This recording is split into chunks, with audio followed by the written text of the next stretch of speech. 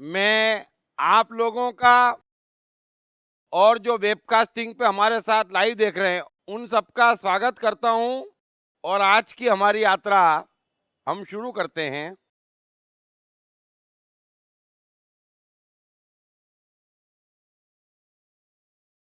हम 18वें अध्याय की शुरुआत करें उससे पहले मैं कुछ चीजें आप लोगों से समझना और पूछना चाहूंगा। हम न जाने कितने महीनों से लगातार भगवत गीता पे चर्चा कर रहे हैं और करते करते 17 अध्याय हमने खत्म किए। शायद 150 घंटे के करीब हम लोग कृष्ण की बातें समझने की कोशिश कर चुके हैं।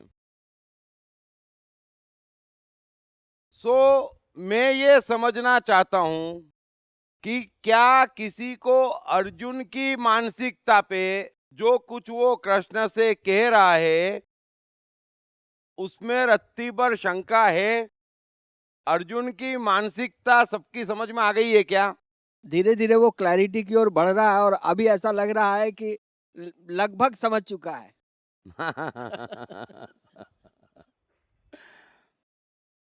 और ये समझ में आ गया है कि अर्जुन पूरी तरह से गलत कह रहा है और कृष्ण उसे क्या समझाने की कोशिश कर रहे हैं और क्यों समझाने की कोशिश कर रहे हैं, ये समझना बड़ा जरूरी है।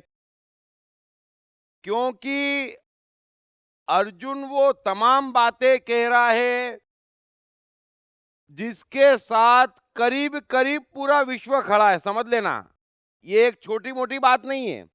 अर्जुन वो तमाम बातें कह रहा है जिसके साथ बिना अपवाद के पूरा विश्व खड़ा है ना? कि इतना बड़ा युद्ध, इतनी बड़ी हिंसा जायज नहीं है ना?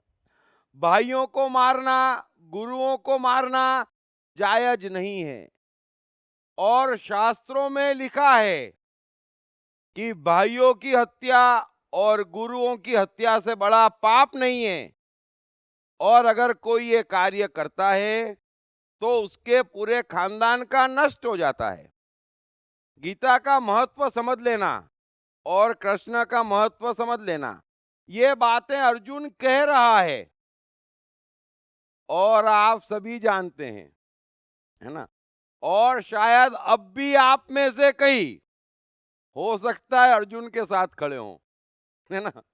कि बात तो सही है, भाइयों को मारना, गुरुओं को मारना, राज्य के लिए हत्याएं करना, इतनी बड़ी हिंसा करना और शास्त्रों के खिलाफ। जबकि शास्त्रों में स्पष्ट लिखा है कि भाइयों को, गुरुओं को और घर के बुजुर्गों को जो कोई भी मारेगा उसके पूरे खानदान का विनाश हो जाएगा। सो क्या आप में से कोई समझा सकता है या कोई ये कह सकता है कि कहां कृष्ण ने उसको पकड़ा और क्यों अर्जुन पूरी तरह से गलत है? और यही एकमात्र बुनियादी कारण है, यही धर्म और अधर्म का भेद है। और ये विश्व जिसे भी धर्म मान रहा है उसका धर्म से कुछ भी लेना देना नहीं है। इस बात को अच्छे से समझ लेना। क्योंकि ये कृष्ण को छोड़कर या चंद लोगों को छोड़कर,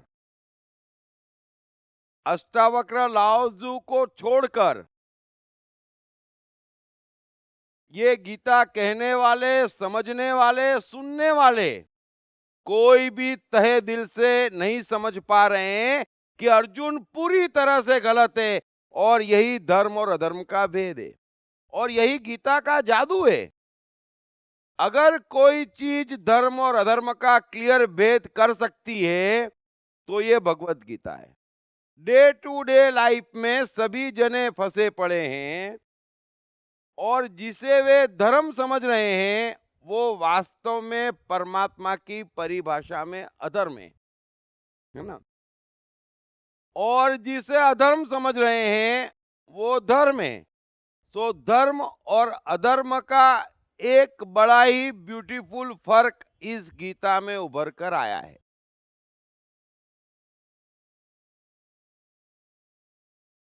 सो कोई ऐसा है जो अब भी अर्जुन के साथ खड़ा है, और खड़ा हो तो खड़ा हो जाए।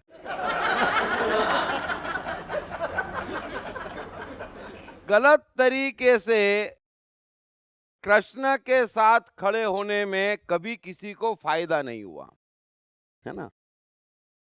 लगता तो ऐसा है बाहर से कम भारत में और कम से कम हिंदू सबके सब कृष्ण के साथ खड़े हैं, लेकिन आप उनके जीवन की कोई भी 10 मिनट निकाल के देख लीजिए, पता चल जाएगा कि वे अर्जुन के साथ खड़े हैं।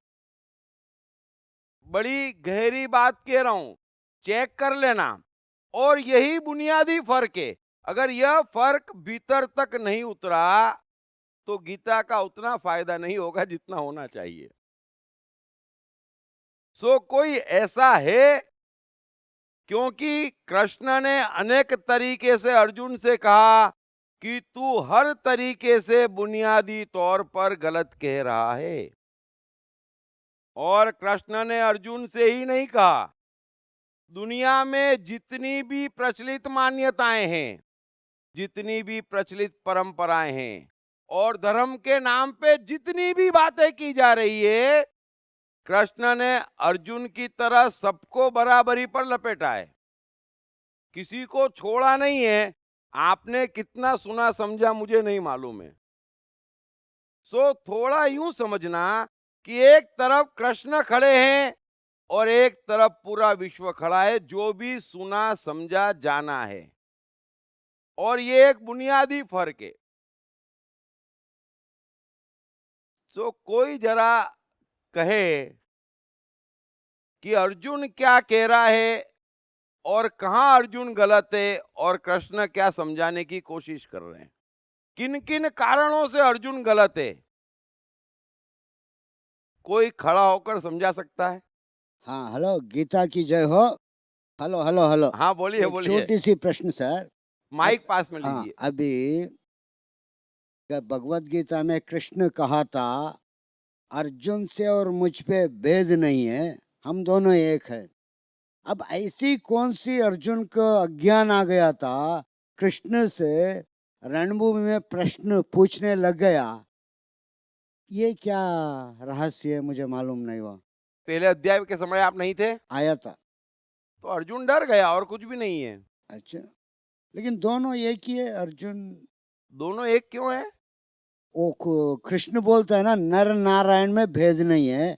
ऐसा कौन आप तो कहां से कहां गए। नहीं नहीं, ऐसे भेद नहीं है, लेकिन नारायण जगना तो चाहिए ना।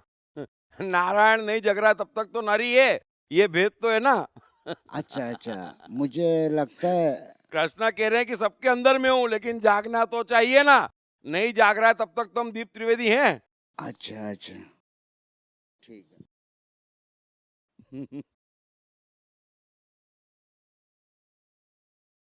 अच्छा, कोई ये बताए गीता का ऐसा कौन सा श्लोक है, ऐसी कौन सी साइकोलॉजी है जिसमें आपको बहुत मजा आ गया या जिससे जीवन में कुछ परिवर्तन आया?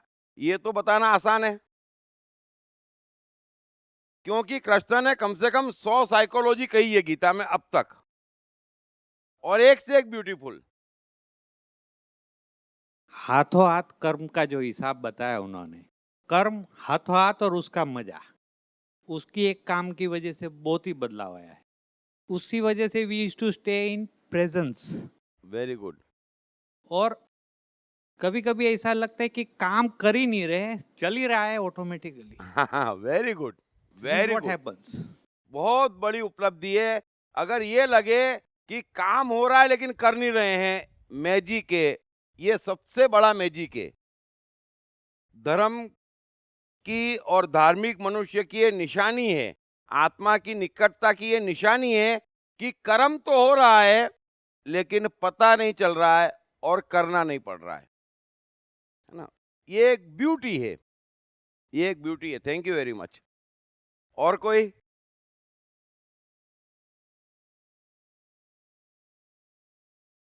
तो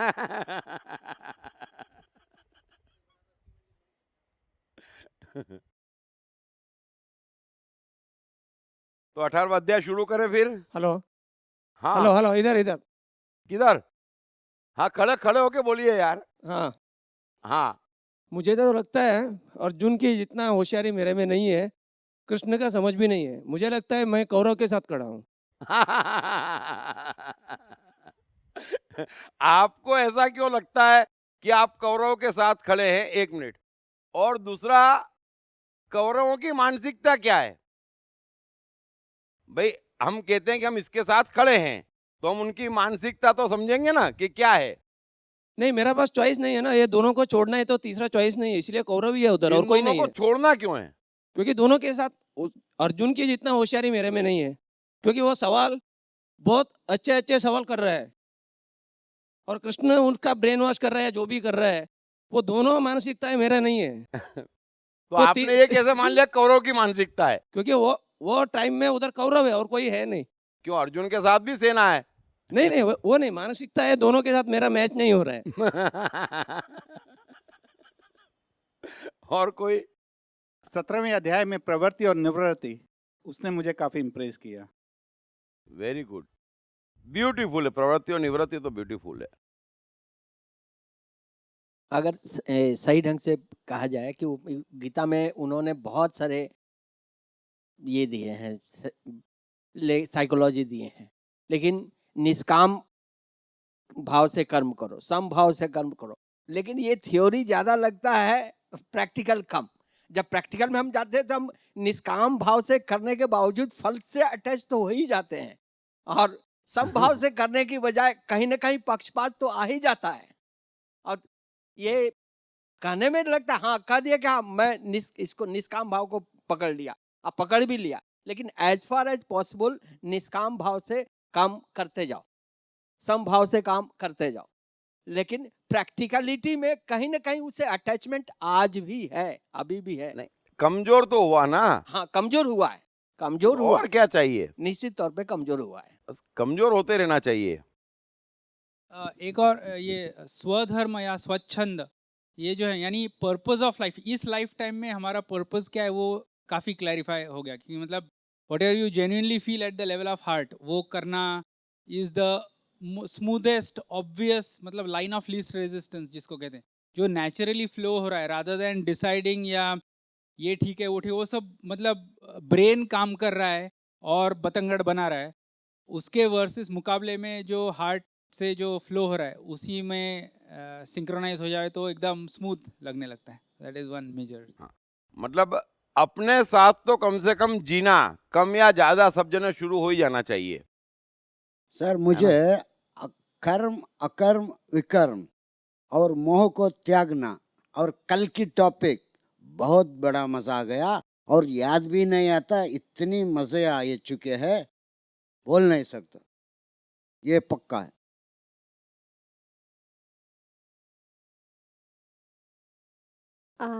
मेरे लिए सबसे बेहतर कल का श्लोक रहा था, प्रवृत्ति निवृत्ति का जो था, क्योंकि वो जीने के लिए सबसे इजी वे है। क्योंकि जब तक अंदर का पूरा अंतरात्मा नहीं जाता तब तक प्रवृत्ति और निवृत्ति में रहना ज़्यादा बेटर होगा, क्योंकि कंफ्यूजन कम पैदा होगा। प्रवृत्ति के साथ रहने के अलावा ऑप्शन नहीं है और रहना चाहिए। हेलो सर, मुझे तो काफ़ी जो प्रिंसिपल्स इसके हैं जो बताए काफ़ी समझ में आए और काफ़ी इम्प्रेसिव लगे। कल का जो था वो तो बहुत ही अच्छा बेहतरीन था, मतलब प्रवृत्ति निवृत्ति और नियत कर्म साथ में। नियत कर्म, नियत कर्म बहुत ब्यूटीफुल। उसके अलावा कर्म अकर्म विकर्म, इसका जो भेद है ये मुझे बहुत अच्छा लगा। उसके अलावा मन का सत्य, ये एक बहुत ही रियल में समझ में आया कि मन का सत्य क्या होता है। ये पहले पता नहीं चलता था, अब थोड़ा क्लैरिटी आ गई काफी। तमस राजस, सत्व रजस तमस का जो भेद है ये भी काफी क्लियर हुआ, और ये समझ में आया कि हमारे में कृष्ण जब कहते हैं कि सब मैं ही हूँ, तमस भी मैं हूँ, रजस भी, सत्व भी मैं ही हूँ, और ये कहा है कि कोई भी गुण बढ़े मतलब ये नहीं सोचना चाहिए कि मेरे में ये पर्टिकुलर गुण बढ़े, या कोई पर्टिकुलर गुण बढ़ता है तो उसके लिए अपने को अपसेट भी नहीं होना चाहिए। ये जो उन्होंने बताया, इससे काफी मतलब एक साइकोलॉजिकली लेवल अपना मेरे को महसूस करता हूँ मैं। कभी कभी क्या होता है, बहुत आलस में रह जाता हूँ। पहले की बात कर रहा हूँ कि आलस है ज्यादा, तो ऐसा लगता है कि तामसिक हो गया हूँ मैं, तमस ज्यादा भर गया है। लेकिन अब ये पता चलता है कि ये तो तीनों गुण आते जाते रहेंगे, मतलब ऊपर नीचे होते रहेंगे, और उसमें कोई अपने को ऐसा बुरा मानने की जरूरत नहीं है। ये सारे मतलब जो प्रिंसिपल्स हैं, मन की बात के ऊपर मैंने जो इम्प्लीमेंट किया, एक बोल्ड डिसीजन मैंने लिया अभी रिसेंटली, उसको शेयर करना चाहूंगा।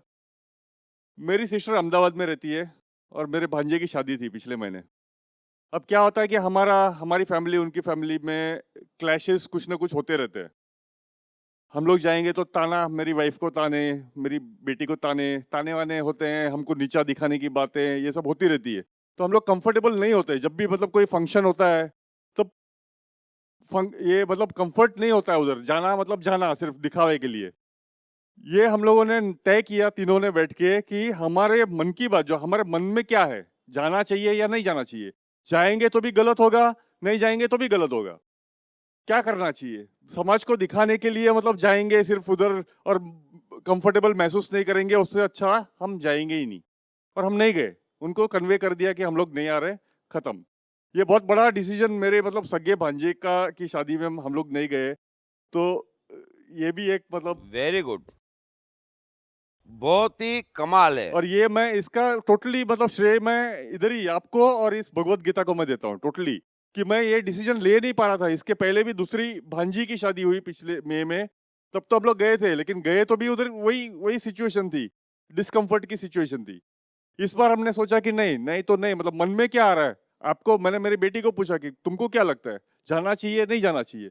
वाइफ को पूछा जाएंगे नहीं जाएंगे, क्या एनालिसिस किया हम लोगों ने, और सबने यही तय किया कि नहीं जाएंगे, ठीक है कोई बात नहीं, समाज में थोड़ा बुरा लगेगा, कोई बात नहीं, ठीक है। Very good. क्योंकि हमारा सबसे पहला कर्तव्य ये है कि हमें अपने को नहीं मारना चाहिए। जो अपना दुश्मन है उसका परमात्मा कभी दोस्त नहीं होता। दुनिया तो माया है। Very good. हेलो सर, हाँ, बोलिए। मुझे अभी 2 हफ्ते से ऐसा महसूस होता है कि कोई आके बोलता है तू चल, रुकना मत, बंद कर, मैं तेरे साथ ही हूँ। ऐसा मुझे एहसास होता है, बहुत ही होता है। Good good. शब्द तो नहीं है मेरे पास इतना बोलने का, मैं तो नहीं बोल पाती हूँ इतना शब्द, लेकिन बहुत ही अंदर महसूस करती हूँ। मुझे ऐसा लगता है कोई है मेरे साथ, और वो मुझे बल देता है कि तू चल, तू रुकना नहीं। आपके शब्द से मुझे इतना सब पकड़ में आ गया। जो मैं लंबी सफर करके आई, माइक पास में, माइक पास में। हेलो, मैं बहुत जगह से बहुत सफर करके आई, इधर आके मुझे मेरा वो विराम जो बोलते हैं ना, वो स्थान मेरे को मिल गया। और चलने का भी मुझे क्या बताऊँ, मैं आप लोगों को मैं नहीं बोल सकती हूँ। मैं बहुत अंदर है एहसास, बहुत ही है। हर पल मुझे वो मिलता है आगे कि तू चल चल, ऐसा कि मैं हूँ तेरे पास। Good good. सच में आप लोगों को नहीं बता पाती हूँ जो मैं क्या एहसास कर सकती हूँ। जब भी बीच में आपके लेक्चर चले थे ना, दृष्टा उपदृष्टा, वो बातें बहुत अच्छी लगी थी कि दृष्टा बन के रहो और उपदृष्टा, मतलब आँख ने देखा तो आँख ने देखा, उनसे ऊपर। और कल का उपद्रव का भी बहुत अच्छा लगा कि बाहर सब उपद्रव है, पहले ऐसे नहीं समझ में आता था। तो कल बहुत अच्छे से समझ में आया कि ये जो सब हमारे हिसाब से नहीं है, वो उपद्रव है, हमारा कुछ भी नहीं है। Very good. इतना भी समझ में आ जाए ना तो एकदम शांति हो जाती। क्योंकि यहाँ पर अगर हम कारण खोदने जाएंगे तो पागल हो जाएंगे। हाँ, यहाँ पर कौन क्या कैसे क्यों करता है ये समझना बड़ा मुश्किल है। एक्चुअल में ऊपर भी बुद्ध, क्राइस्ट, कृष्णा वेस के चर्चा कर ही रहे हैं। और क्राइस्ट कृष्ण से पूछते हैं कि यार अगर मुझे इतना ही पूछना था तो सूली पे लटकाया क्यों? अगर मैं इतना ही गुणी था तो मुझे सूली पे लटकाया क्यों? कृष्ण कह रहे मैं क्या बताऊं भाई, अगर मैं अकेला पूर्ण अवतार था तो मुझे बाकी सबका तो छोड़ो, परिवार तक वालों ने मुझे किसी बात के लिए नहीं छोड़ा, तो क्यों? तो इस क्यों का जवाब उनके पास नहीं है तो हम क्या हैं? हाँ वही, कोई यहाँ भी पर कारण किसी खोजने के की पास जरूरत ही नहीं है। ये संसार क्या करता है, क्या कर सकता है, इसकी आप कल्पना भी नहीं कर सकते। धर्म की कोशिश है कि वो जागे और समझे जीवन का महत्व। तो ये पागलों की भीड़ में कोई कुछ भी कर सकता है। आप पागल खाने जाते हैं तो क्या होता है? अचानक कोई नेहरू जी बन जाता है ना। और फिर शाम को जाएंगे तो वही नेहरू जी दाऊद बन जाता है। तो हम एक ओपन पागल खाने में हैं, इतना हमें समझ में आ जाए तो कम से कम हम ये जो बार बार बुरा मानते हैं, टेंशन में आते हैं, फिर अटैच होते हैं, सीरियस होते हैं, हमको समझ में आ जाएगा ये टाइम वेस्ट संसार है, इसकी किसी बात को सीरियसली नहीं लेना चाहिए। हम लेते हैं। अगर कोई कुछ भी व्यवहार कर दे और कोई पास वाला कह दे ये पागल है, तो हम कहते हैं अच्छा अच्छा तो ठीक है। बस ये समझ में आ जाए तो हम तो फ्री हो गए कम से कम। सबसे बड़ा फायदा ये है, संसार उपद्रव है, मनुष्य वाकई पागल है और गड़बड़ पे गड़बड़, कुछ भी समझ में नहीं आता। आप खुद जानते हैं, सबका अनुभव है, जिसके साथ सालों से रहते उसके बाबत भी आप एक चीज गारंटी से नहीं कह सकते। इसी से ही कनेक्ट फिर वो भी है ना कि मैं हूँ और मेरा परमात्मा, मैं और मेरा परमात्मा, बाकी सब मूर्खों की दुनिया है, देखो ही नहीं। बस ये बात समझ में आ जाए ना कि मेरे को छोड़ के सब मूर्ख है, तो आदमी सुखी हो जाएगा। ये मैं आपको महामंत्र दे रहा हूं। और एक अपना आत्मविश्वास भी कैसा हो जाएगा, अरे ये तो सब मूर्ख हैं। हम हैं और आप सब मूर्ख हैं, तो सीरियस होंगे ही नहीं कभी आप फिर। क्योंकि यहाँ पर कोई भी कभी भी कुछ भी कर देता है, इस संसार पे परमात्मा का कंट्रोल नहीं है। थोड़ा समझना हमारी संरचना। एक आत्मा है जो अकर्ता है, दृष्टा है। एक हमारी प्रकृति है जो जन्मों की है और परमात्मा के निकट है। और एक बुद्धि अहंकार है जो परमात्मा का शत्रु है। और यहाँ पर हर कोई 99% बुद्धि अहंकार से जी रहा है। और जितने भी आप संप्रदाय कहते हैं या जो भी शिक्षाएं हैं, वो बुद्धि अहंकार से निकली है और बुद्धि अहंकार को मजबूत कर रही है। तो मनुष्य के बचने का उपाय कहाँ है? ये उपद्रव है जहां पर किसी का कोई कंट्रोल नहीं है ना। पृथ्वी पे कैसा कंट्रोल है परमात्मा का? ठीक 24 घंटे में घूम जाती है ना। सूर्य पे कैसा कंट्रोल है, हवा पे कैसा कंट्रोल है, सब पर कंट्रोल है। एक मनुष्य की दुनिया ऐसी है, उसके बुद्धि अहंकार के कारण परमात्मा यहाँ झांकता ही नहीं है। और गीता में पूरी कोशिश कृष्ण यही कर रहे हैं कि आपके बुद्धि अहंकार कमजोर हो जाए, आप अपनी मूल प्रकृति के निकट आ जाएं, ताकि आपके भीतर बैठा कृष्ण आपको थाम ले, संसार से उठा ले और सही जगह पहुंचा दे। जो कृष्ण अर्जुन से कहते हैं ना कि तू पापियों से भी अधिक पाप करने वाला है, तो चिंता मत कर। तू सारे पाप कहाँ कर रहा है? सारे पाप कहाँ कर रहा है? जहां में हुई नहीं, उपद्रव में, संसार में। समझ लेना, बड़ी प्यारी बात है। यहां पर मनुष्य जो भी पुण्य कर रहा है या समझ रहा है कि मैं पुण्य कर रहा हूं, वो कहां कर रहा है? उपद्रव में। जो पाप कर रहा है वो भी उपद्रव में कर रहा है। और कृष्ण क्या कह रहे हैं कि मैं इस संसार के न तो पाप कर्मों को ग्रहण करता हूं न पुण्य कर्मों को ही, है ना। मैं तो ग्रहण ही नहीं करता, ये तुम ही आपस में तय कर रहे और तुम ही कर रहे। अब एक जिसको पाप कहता है, दूसरा उसको पुण्य कह देता है।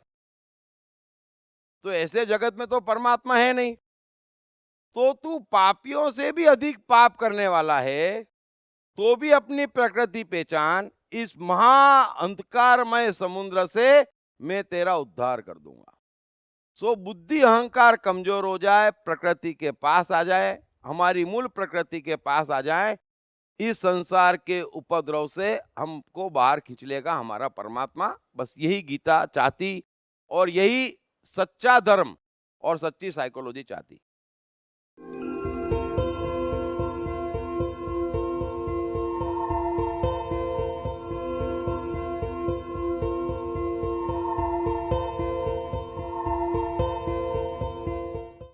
कृष्ण ने जय श्री कृष्ण तक का सफर कैसे तय किया? ये कोई साधारण सफर नहीं था, लेकिन ये इतना मुश्किल भी नहीं है। आप भी कृष्ण जैसा एक हसीन और सफल जीवन जी सकते हैं। पढ़िए बेस्ट सेलिंग लेखक दीप त्रिवेदी द्वारा लिखित मैं कृष्ण हूँ। ये किताब अंग्रेजी, हिंदी तथा गुजराती में सभी प्रमुख बुक स्टोर्स और ई-कॉमर्स साइट्स पर उपलब्ध है। आपने हजारों कहानियां सुनी और पढ़ी होंगी, लेकिन बेस्ट सेलर्स मैं मन हूँ और मैं कृष्ण हूँ के लेखक दीप त्रिवेदी अपनी नई किताब 101 सदाबहार कहानियां में सर्वकालीन सर्वश्रेष्ठ कहानियों और चुटकुलों को और भी रोचकता प्रदान करते हुए उनके गहरे साइकोलॉजिकल और फिलोसॉफिकल पहलुओं को सार के रूप में अपने ही अनोखे अंदाज में समझाते हैं। इस किताब में वर्णित कहानियाँ आपको महापुरुषों, दार्शनिकों एवं वैज्ञानिकों की रोमांचक दुनिया की सैर पर ले जाती हैं, जिन्हें पढ़कर आपको न सिर्फ मजा आएगा बल्कि इससे आपके जीवन में आवश्यक सकारात्मक परिवर्तन भी आएगा। यह किताब अंग्रेजी, हिंदी, मराठी तथा गुजराती में आत्मनिष्ठो.com और सभी प्रमुख बुक स्टोर्स तथा ई-कॉमर्स साइट्स पर उपलब्ध है। बोलिए बोलिए, एक मिनट। कृष्ण के काफ़ी साइकोलॉजी मैं लिखती भी हूँ तो पढ़ती रहती हूँ, तो उसमें मुझे एक स्वधर्म की बात मुझे ज़रा टच कर गई। मैं हाउसवाइफ ही हूँ। पहले मुझे घर के काम में भी बहुत बोरिंग लगता था, कंटाला आता था, थक जाती थी, मज़ा नहीं आता था। लेकिन अभी नहीं है, ऐसा नहीं हुआ है। अभी हर एक काम, मैं खुद का हो या किसी और का भी हो, मैं दिल से काम करती हूँ और हर चीज़ वापस घर पे बनाना शुरू कर दिया। जैसे पहले बहुत बनाती थी, बीच में एक पूरा गैप आ गया, तो एक और कोई भी काम अभी करती हूँ ना, मुझे मज़ा ही मज़ा आता है। मतलब कोई भी काम हो, मेरे सामने कोई ये काम आया, okay I will do it, और पूरा एक्सेप्टेंस आ जाता है, उसमें समर्पित हो जाती हूँ और मैं दिल से काम कर लेती हूँ। तो ये मेरा चेंज ना मुझे इतना आनंद दे रहा है ना। पहले मेरी उसकी वजह से मेरी तबीयत भी ठीक नहीं रहती थी, अभी ऐसा नहीं है। I am always fresh. मैं रात को 1 बजे सोती हूँ तो भी चलता है, सुबह लेट उठी तो भी चलता है, नहीं उठी तो भी चलता है। और मैं पहले जैनिज़्म का मैं कट्टर रही हूँ, मतलब मैं बहुत कुछ करती थी, इतना कुछ करती थी, लेकिन आपने हमेशा जब भी जैन बात का जो काटा ना, मुझे कभी बुरा नहीं लगा। ये मेरे लिए बेस्ट पार्ट था, क्योंकि पता नहीं ये मेरे स्वभाव में है कि मैं जहाँ भी जाती हूँ ना, मैं समर्पित हो ही जाती हूँ। मुझे मतलब ऐसा नहीं लगता कि ये कुछ गलत है, ये सही है, ऐसा पता नहीं कहीं भी नहीं है। मैं जैनिज़्म में गई तो वहाँ भी मैं पूरी डूब गई थी, ऐसा नहीं है। मैं उसके पहले भी मैं कुछ दूसरा कर रही थी तो उसमें भी मैं डूब गई थी। ऐसा मुझे लगता है यहाँ ये ठीक ही है। मतलब मैंने अपना जीवन ऐसा खुली किताब की तरह रख दिया। यहाँ पे भी आई, मुझे एक्चुअली गीता का नॉलेज था ही नहीं। पहली बात तो मुझे कुछ पता ही नहीं था, गीता क्या है वो भी नहीं मालूम था, तो मेरे लिए पूरा ब्लैंक था। तो मैं इस बार ये पूरा मैं अपने आप को ना ऐसे यहाँ पे ऐसा रखा, मैंने छोड़ दिया, ये गीता की शरण में मैं चली गई। मतलब जो भी होगा देखा जाएगा। मतलब ऐसा नहीं था, मैं जैन धर्म का इतना अंदर बैठ गया था, मैं सोच रही थी मैं दीक्षा ही ले लूं, मैं एक मुनि बन जाऊं, बस इतना हद तक मैं चली गई थी अंदर। और यहाँ पे आई, और ये मेरे साथ चौथी बार ऐसा हुआ है कि जैन धर्म में डूबी और बाहर निकला, जैन धर्म में डूबी और बाहर निकला। ये but this is the final, अभी मैं वहां नहीं जाने वाली नहीं। और मन का जो सत्य के बारे में बताया ना, तो मुझे तो हर पल में दिखाई दे रहा है। अगर मैं नहीं रहती हूँ तो भी मुझे पता चलता है। मैं बोलती हूँ अपने आप को, देख तू कहाँ चली गई। ये एक मेरे अंदर वो चेंज। और मुझे अभी ना ऐसा लगता है, पहले मैं हाइपर भी बहुत थी, मैं अपने हस्बैंड पे इतना गुस्सा निकालती थी कुछ लेट हो गया, किधर हो गया, अरे ऐसा हो गया, अरे ऐसा है। अभी दीप टॉक में जाना है, मेरे को 1.5 घंटा लगता है इधर आने में, फिर भी कूल, इतना ट्रैफिक लगता है, ये लगता है, वो लगता है, कुछ फर्क ही नहीं पड़ता है। मैं अभी पूना गई, मेरी मम्मी इतनी सीरियस है, मैं वापस आ गई मैं सुबह गई, 4 दिन के लिए गई थी, लेकिन शाम को ही वापस आ गई मेरे को मज़ा नहीं है, आई कैम बैक, मैं जा रही हूँ। मेरी सिस्टर ब्रदर सब देखते रह गए, क्या कर रही है, मतलब पता नहीं, मैं जा रही हूँ। और मैं खुला रख के गई थी, जहाँ भगवान की मर्जी होगी वो मुझे उसको, अगर मेरी मम्मी को मेरी ज़रूरत है तो मैं वहाँ रह जाऊँगी, अगर दीप सर के पास आना हो तो मैं इधर आ जाऊँगी। मतलब हर चीज़ खुला रखती हूँ अभी, कोई चीज़ का बंधन नहीं, कुछ नहीं। कुछ 2 दिन मैंने कुछ किया नहीं तो भी मुझे फ़र्क नहीं पड़ता, नींद आई नहीं आई, खाया नहीं खाया, कोई फर्क नहीं पड़ता। Very इधर भी बैठती हूँ ना, मुझे जो जगह मिली मेरे लिए अच्छी जगह है वो। ऐसा नहीं इधर बैठना उधर बैठना, मुझे कहीं भी जाए, मुझे सुनना मिलता है ना, मेरे लिए वही काफ़ी है। वही है, बोलते हैं मुझे तेरे को लाइट नहीं आती, इधर ये नहीं होता है, वो नहीं होता है, कुछ नहीं होता है। जब सुनती ना सब भूल जाती हूँ, कुछ मालूम नहीं पड़ता इधर क्या हो रहा है ये। Very good. Thank you very much. आपने बढ़िया ग्रहण करा और वेरी गुड। तो यही परिवर्तन आना चाहिए। और मेरा बोलने का कभी आज तक किसी को बुरा लगा ही नहीं। मैंने काफी प्रयोग करे हैं, ऐसा नहीं है। मैंने एक बार छोटे छोटे बच्चों की, है ना, तो 50 एक बच्चे अलग अलग स्कूल से, उनका सेमिनार। लेकिन साथ में क्या करा, उनको बोला कि आपके यहाँ से कोई एक आना चाहिए, माता या पिता में से, और एक टीचर आना चाहिए, तो ही अलाउड। अब ये सब तो इकट्ठे हो गए, बड़े उत्साह में आए बच्चों को लेके। और आप जानते हैं मैं तो सीधा आदमी हूं। लेक्चर खत्म होते होते मैंने बच्चों से पूछा कि अच्छा बच्चों आप क्या सीखे? तो सबके सब बोले दो ही चीज सीखे, पेरेंट की नहीं सुनने की और टीचर की तरफ तो देखने का भी नहीं बोले। वो टीचर और वो लोग रो, ये कहां लेके आ गए हम।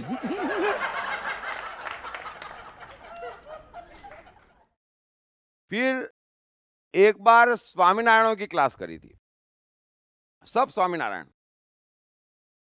और मैं जो बोलता हूँ सीधा बोलता हूँ, दिल से बोलता हूँ। मेरे लिए कोई राग द्वेष नहीं है, ऊंचा दिखाने की मुझे कोई आवश्यकता नहीं है। ये तो प्रेम और करुणा है कि हम उंगली कर रहे हैं आपकी तरफ, ताकि आप भी थोड़ा ठीक हो जाए, है ना। बाकी यहाँ पर किसी को किसी की पड़ी नहीं है। अगर कोई किसी को कोट कर रहा है तो उनको कोट नहीं कर रहा है, कोट में आप लोगों की मान्यता को कर रहा हूं। समझ लेना एक चीज, मैं उन लोगों को कोट नहीं कर रहा हूं, आपकी मान्यता को कोट कर रहा हूं। वो भी सब चेंज हो गए। सो सवाल वो नहीं है, मनुष्य इतना इगोइस्टिक नहीं है। ये संप्रदाय पकड़ पकड़ के उनको इगोइस्टिक बनाते हैं। डटे रहो, अड़े रहो। अरे भाई किस चीज के लिए अड़ना, कहाँ डटना, कहाँ डटना। हमारा जीवन खुली किताब है, वो चलाएगा वहां स्मूथली चले जाएंगे, वो बुलाएगा वहां पहुंच जाएंगे। सीधा सादा जीवन है। ये क्यों बार बार इस्लाम खतरे में है, ना ये खतरे में, ना, अरे कुछ खतरे में नहीं है, खतरे में हम खुद हैं। हम अपने को बचा ले, काफी है। सो वेरी गुड, आपने अच्छा ग्रास्प करा और पूरा फायदा हुआ। और स्वधर्म निभाने से आसपास वाले भी आपसे बड़ा प्रेम करते हैं और उनको भी प्रेरणा मिलती है। अगर घर का, परिवार का एक आदमी अच्छे से स्वधर्म निभाता है तो पूरे परिवार को प्रेरणा मिलती है। बच्चों को भी लगता है कि नहीं मेरी भी कुछ ड्यूटी है ना। और ड्यूटी है, अगर एक परिवार है तो बच्चों का भी अपना स्वधर्म है, बच्चों का भी अपना स्वधर्म है। उन्हें मालूम होना चाहिए कि माता पिता की फाइनेंशियल कंडीशन क्या है।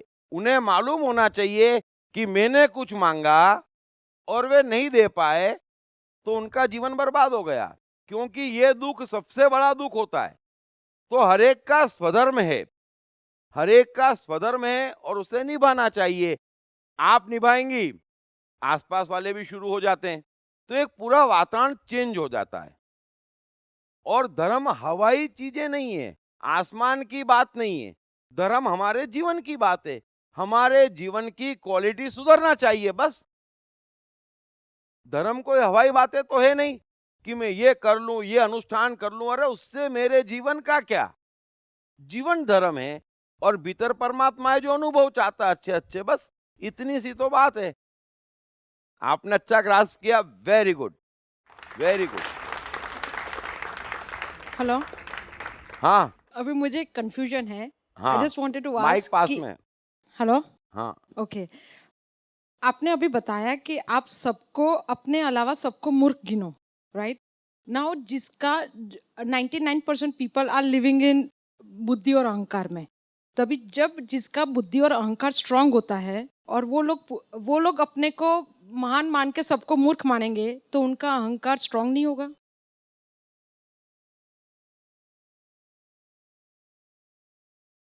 बुद्धि अहंकार से तो हर आदमी यहाँ मान ही रहा है कि वो अकेला होशियार है।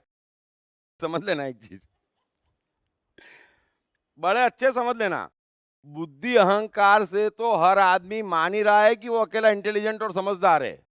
ये तो दुनिया मुझे समझ नहीं रही है ना। वो बुद्धि अहंकार मान रही है, उसमें कोई तथ्य नहीं है। उस तल पे समझ लेना है कि हम अकेले मूर्ख हैं। उस तल पर एक दूसरा तल है भीतर, जो हमारा हृदय है, जो हमारे अस्तित्व के निकट है। वहां ये मान लेना है कि ये जगत मूर्ख है। अगर मूर्ख है तो इससे न तो कोई अपेक्षा करना, न इसकी किसी बात का बुरा मानना। उतने पूर्ता ये जगत मूर्ख है। दो बातें अलग है। धर्म की बात दो तरफ होती है ना। एक जो बुद्धि अहंकार से कहते, बड़े ध्यान से समझ लेना, कोई गलत फहमी मत रखना। बुद्धि अहंकार के तल पे ये मान के चलो कि हम संसार के सबसे मूर्ख आदमी हैं और हमें जमाने से सीखना है। हृदय के तल पे ये मान के चलो कि ये पूरा जगत मूर्ख है, इसलिए इसकी किसी बात का बुरा नहीं मानना है, इससे कोई अपेक्षा नहीं करना है। दो अलग अलग चीजें हैं। तो बुद्धि अहंकार और मन का भेद करना पड़ेगा। और हमेशा ध्यान रखना, अगर कोई भी बात कहते हैं तो दो चीजों से कहते हैं, एक आपके मन से और एक आपके बुद्धि अहंकार से, और दोनों बातें उल्टी हो जाती। और अधिकांश समय अधिकांश लोग इस वजह से गलत फहमी में पड़ जाते। इसीलिए मैं बार बार कहता हूं कि धर्म दो कॉन्ट्राडिक्शन के बीच में है। एक कि मेरे अलावा सब होशियार है और दूसरा मेरे अलावा सब मूर्ख है। ये दोनों बातें अपनी जगह पर अगर एक साथ अंदर है तो आप धार्मिक हो जाएंगे बहुत अच्छे से, बहुत ज्यादा। सो हम होशियार है मतलब हम इंटेलिजेंट नहीं है, हम होशियार है मतलब हम ये नहीं है। वहां तो हम मूर्ख है, वो तो अहंकार बुद्धि कह रही है, वहां नहीं। मन के तल पे जो बार बार दुखी होता, टेंशन पालता, अपेक्षा रखता, वहां पर समझना है कि सब मूर्ख है। इनसे क्या अपेक्षा रखना, इनसे क्या मांगना, इनकी बात का बुरा क्या मानना, वहां पर सब मूर्ख है। उस पूर्ता क्लियर। तो थोड़ा भेद करना। और मैं ये मान के चलता हूं कि अर्जुन की बात अलग है। अर्जुन पे कृष्ण बुद्धि अहंकार पे अटैक ज्यादा करते हैं। मैं ये मान के चल रहा हूं कि मुझे जो 2 4 6 घंटे 10 घंटे सुन लेता है, उसके बुद्धि अहंकार वैसे ही कमजोर हो गए और मैं वैसे ही ताला लगा देता हूं। तो मैं उनके मन से कह रहा हूं। तो मैं अधिकांश गुण आपको मन के बताता हूं, समझ गए ना आप। और ठीक उल्टा कर लेना बुद्धि अहंकार में, बुद्धि अहंकार में ठीक उल्टा कर लो। दरअसल धर्म का अर्थ है कि हम अपने आप को साइको ट्रीटमेंट दें, है ना। तो जब क्राइस्ट को सूली पे लटकाते तो क्राइस्ट इतने प्रसन्न क्यों हैं? वे क्या कहते हैं, प्रभु इनको माफ करो, ये जानते ही नहीं है ना। जब आप ये मान के चलते हैं कि ये जानते ही नहीं है तो आपको कष्ट नहीं होगा, ये सबसे बड़ा फायदा है ना। ये मन की बात है, ये साइको ट्रीटमेंट है, ये आप पे इफेक्ट आएगा। धर्म इफेक्ट है। जैसे ही आप मान के चलेंगे कि दुनिया मूर्ख है, आप बिल्कुल कभी भी किसी भी मनुष्य से दुखी नहीं होंगे। बस ये एक साइको ट्रीटमेंट है। लेकिन जब हम काम कर रहे हैं या जगत से डील कर रहे हैं, तब मान के चलो कि हम ही मूर्ख है, वो होशियार है, वरना हम उसके पास जाते क्यों? अगर हमें खाना बनाते आता तो हम अपनी माताजी या पत्नी या किसी और के पास जाते क्यों? तो हम मूर्ख है, वो होशियार है। तो जब हम डील करते तब हम मूर्ख हैं, ये मान के चलो। सामने वाला तो ईश्वर है, हमसे कुछ ज्यादा जानता है या वो कुछ हमारे लिए कर रहा है। तो बुद्धि अहंकार को अलग ट्रीटमेंट है, मन को अलग ट्रीटमेंट है। So clear. और प्लीज सब जने समझ जाना, ये बड़ी प्यारी प्यारी बातें हैं और आप सवाल पूछते हैं तो ज्यादा अच्छा रहता है कि चीजें उभर के आती है। सो मैं कृष्ण के अधिकांश वे बातें पकड़ रहा हूं जो मन से, प्रकृति से कृष्ण कह रहे हैं अपने निकट लाने के लिए। तो एक ऊंचे स्तर पे हम बात कर रहे हैं, बुद्धि अहंकार के स्तर पे मैं बात कम कर रहा हूं क्योंकि उसकी आवश्यकता भी नहीं है। अगर बुद्धि अहंकार चलेंगे तो आदमी झगड़ने आ जाता है ना, कि मेरे भगवान को ऐसा कहा, मेरे शास्त्र को कहा, मेरी मान्यता को कहा, आप तो ऐसा कहते, आप तो वैसा कहते। तो ये बुद्धि अहंकार का काम है। भीतर तो हर आदमी सत्य जानता ही है। मनुष्य की खूबी ये है कि परमात्मा बैठा है, झांकने की देर है। आपने बुद्धि अहंकार रोका नहीं कि भीतर का परमात्मा जागा नहीं, और वो सहमति देता है। कृष्ण क्या कह रहे हैं कि वो यथार्थ सहमति देता है। कोई भी धार्मिक गुण की आप चर्चा सुनेंगे, हर मनुष्य का अस्तित्व हाथों हाथ उसकी सहमति देगा कि हाँ ये बात तो सही है। अब रहा सवाल एक्सेप्ट करने का या इंप्लीमेंट करने का, वो बात दूसरी है ना। आप कृष्ण की किसी भी बात को काट नहीं सकते, आप मेरी किसी भी बात को काट नहीं सकते कि ऐसा नहीं है। अब सवाल ये है अगले स्टेप का, है ना। तो अंदर हर कोई जानता है सत्य, सो मैंने समझाया। मेरा दूसरा सवाल है, ओहो, फिर कॉम्प्लिकेटेड है क्या? वो मुझे नहीं पता, वो आप डिसाइड करेंगे। मुझे चेतना, उपद्रष्टा एंड परमात्मा, इन तीनों का डिफरेंस वापस से समझाइए। 1 मिनट में बता रहा हूँ। और दूसरी बात, ओके ठीक है, आप पहले। नहीं बोलो। नहीं आप बताओ। अभी तीसरा भी सवाल है मतलब। वो मुझे नहीं पता। ठीक है, पहली बात तो समझ लेना, मेहरबानी करके समझ लेना, अंत में ये सारे शब्द हैं।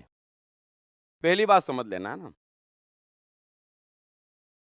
कृष्ण, लाओजू, अष्टावक्र, ये इनकी महानता है कि वे इन शब्दों को डिफाइन करने की कोशिश कर रहे हैं, है ना।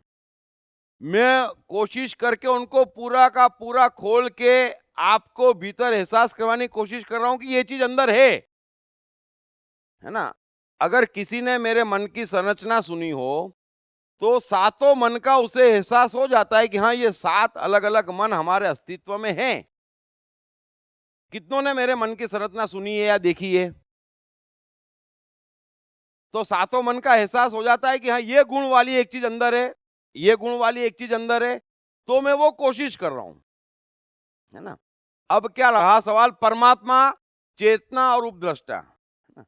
पहली बात तो ये है कि ये तीनों के बगैर किसी का काम नहीं अटक रहा है। और धर्म का अर्थ है आप जानने की कोशिश कभी मत करो, आप समझने की कोशिश मत करो। समझेगा कौन और जानेगा कौन? थोड़ा समझना इस बात को भी। समझेगा कौन और जानेगा कौन? ये गुण किसका है? ये गुण आपके बुद्धि अहंकार का है। वो समझना चाहते, वे न जान सकते न समझ सकते, उनका काम है सिर्फ कंफ्यूज हो सकते, क्योंकि परमात्मा और बुद्धि अहंकार का कांटेक्ट ही नहीं है। किसी मनुष्य का बुद्धि अहंकार इस जन्म में मन की गहराइयों को नहीं समझ सकता, है ना। और मन की गहराइयां समझी या जानी नहीं जा सकती, अनुभव की जा सकती कि हाँ ऐसा कुछ है। समझ में आ गई बात, है ना? ये बात समझ में आ गई। अब जब मैं कहता हूं तब वो अनुभव होता है कि हाँ ऐसी कोई चीज है। मैं बार बार कहता हूं, आप कभी ये मत को ये कुंडली नहीं है, आप हमें बताओ कि वो कहां पर है। जो भी अंदर है वो एक्टिव है, जो भी अंदर है वो एक्टिव है, और सभी जानते हैं कि वो एक्टिव है, तो उससे मिलवाओ, हवा में बात नहीं। सो परमात्मा और उपद्रष्टा एक ही बात है, कोई फर्क नहीं है, रत्ती भर का कोई भी फर्क नहीं है। और परमात्मा से किसी का काम अटक नहीं रहा है, क्योंकि परमात्मा नाभि में है। समझ लेना एक चीज, बरोबर है। और नाभि तक कैसे पहुंचेंगे? अहंकार 0, बुद्धि 0, प्रकृति 0, तब नाभि तक पहुंचेंगे। तब पूछेंगे नहीं परमात्मा कौन है, तब तक समझ में आएगा नहीं परमात्मा कौन है। थोड़ा बात समझ गए? अहंकार है, बुद्धि है, प्रकृति है। तो पहला सवाल है बुद्धि अहंकार से निपटने का। हमेशा कोशिश करना और समझना कि पहला सवाल है बुद्धि अहंकार से निपटने का, कि उसके सदुपयोग तो हम करें, बट उसके दुरुपयोगों से हम अपना जीवन बचाएं, उसको जीवन से काटें। अगर उसके दुरुपयोग कटेंगे तो आप अपनी प्रकृति के निकट जाएंगे। प्रकृति के निकट जाएंगे तो जो आत्मा के गुण हैं वो आप में प्रकट होना शुरू हो जाएंगे। बड़ी सीधी बात समझ लेना, और वैसे वैसे आपको अनुभव होगा। अब अगर आप कहें परमात्मा अगर आपको अनुभव करना है, तो कृष्ण कह रहे हैं कि वो उपद्रष्टा है, वो सिर्फ देख रहा है कि क्या हो रहा है। समझ लेना, वो सिर्फ देख रहा है, और क्योंकि वो देख रहा है वो सब जानता है। वो सब जानता है। अब आपके अंदर एक ऐसा तत्व है जो सब जानता है और उस तत्व को आप भी जानते हैं। जरा समझना, आपने कोई चीज देखी, आपको मालूम पड़ जाता है कि ये चीज आपने देखी, है ना? आप क्या कहते हैं कि ये चीज मैंने देखी। ये किसको पता चला? वो आपका परमात्मा है। अब परमात्मा क्या करता है? देखी, बात समाप्त हो गई। वो किसी चीज का पक्ष नहीं लेता। अब देखते ही बुद्धि अहंकार कूद पड़ते, प्रकृति कूद पड़ती, अरे ये चीज क्यों देखी। अब ये बुद्धि अहंकार का काम है। परमात्मा वो भी देखता, किसने चीज देखी, इसको पसंद नहीं आई, वो भी देखता, वो सब जानता है। आपके भीतर एक परमात्मा है जो आपकी नस नस से वाकिफ है ना? फिर आप किसी को हंस के बुके देते, अंदर ईर्ष्या चलती रहती। आप सोचते सामने वाले को आपने बेवकूफ बना दिया। चलो मैं कहता हूं आपने बना भी दिया, आपके परमात्मा को तो पता चल गया कि भीतर ईर्ष्या चल रही थी, फिर भी बुके दिया। वो आपका परमात्मा है, तो वो सब कुछ जानता है। और ये जो जानने वाला है ना, वो परमात्मा है। उसको किसी बात से कुछ भी लेना देना नहीं है, वो देख रहा है सिर्फ। ये जो देखने वाला है ना, वो महासुखी है, वो महा आनंद में है, क्योंकि सिर्फ देख रहा है। समझ लेना, अगर हम थिएटर में जाते और एक पिक्चर चलती है ना, अब हमारा उस पिक्चर से कुछ भी लेना देना नहीं है, हमारे जीवन का उस पिक्चर से कुछ भी लेना देना नहीं है। पिक्चर में कुछ भी आ जाए और पिक्चर में कुछ भी हो जाए, हम क्या कहते हैं? मजा आया, है ना? समझ लेना इस बात को। क्यों? क्योंकि हम सिर्फ देखने वाले होते पिक्चर को। थोड़ा इस बात को समझ लेना, है ना? फिर घर आके रोते नहीं, है ना, कि बिचारी पे बड़े जुल्म हुए। हालांकि कुछ महिलाएं रोती लेकिन जो हुआ सो हुआ, आप पर कोई फर्क नहीं पड़ता है ना? अब ये जीवन उससे एक बड़ी फिल्म है। जो कुछ भी हो रहा है वो आपकी प्रकृति के साथ हो रहा है। जो कुछ भी कर रही है वो आपकी प्रकृति कर रही है। जो कुछ भी मरवा रहे हैं वो बुद्धि अहंकार मरवा रहे हैं। और जो कोई भी सहन कर रहा है उसके बुद्धि अहंकार सहन कर रहे हैं। बात का फर्क समझ लेना। अब जब बुद्धि अहंकार सहन कर रहे हैं, परमात्मा तो बुद्धि अहंकार है नहीं, परमात्मा आपकी प्रकृति भी नहीं है, परमात्मा का क्या लेना देना? उसके लिए एक फिल्म है, ये उसके लिए एक फिल्म है। और जो दृष्टा के जितने निकट है, जिसके बुद्धि अहंकार कमजोर है, वो आदमी बड़ा रिलैक्स रहता है ना, क्योंकि वो सिर्फ अपनी भी फिल्म देख रहा है, अपनी भी फिल्म देख रहा है। धर्म का अर्थ है यह आदमी ऐसा होना चाहिए या वैसा होना चाहिए नहीं है। इस बात को समझ लेना। परमात्मा का अर्थ क्या है? मनुष्य अपनी फिल्म देख रहा है कि नहीं, पूरी तरह से, फिर जैसी भी हो, फिर जैसी भी हो। बड़ी गहराई से मैं कह रहा हूं, एक तो इमेज बना ली कि परमात्मा ऐसा ही करता और ऐसा ऐसा होता, वही परमात्मा। गलत बात है। समझ में आ रही है बात सबके? ना समझ में आए तो पूछ लेना। अरे मेरी प्रकृति कैसी भी हो सकती, अगर मैं दृष्टा हूं, सिर्फ अगर मैं दृष्टा हूं और अपनी प्रकृति को आते और जाते देख रहा हूं, तो मैं परमात्मा हूं। और इसीलिए राम लक्ष्मण से कहते हैं कि ये रावण ज्ञानी है ना? ये रावण ज्ञानी है। उसका ज्ञान क्या है? उसका ज्ञान इतना ही है कि वो अपनी प्रकृति को भी जानता है और प्रवृत्ति निवृत्ति को भी जानता है ना? तो उसका कर्तापन कमजोर है, ये उसका ज्ञान है। सो कैसा भी हो सकता है ना? ये एक फिल्म है, उसमें हमारे हाथ में कोई भी रोल आ सकता पुरानी प्रकृति के कारण, और उस प्रकृति में हमें जीना है जब तक निवृत्ति नहीं हो जाती। लेकिन जैसे ही आप अपनी प्रवृत्ति के दृष्टा हो जाते हैं और पूरी तरह से दृष्टा हो गए, प्रवृत्ति चाहे जैसी हो, आप परमात्मा है।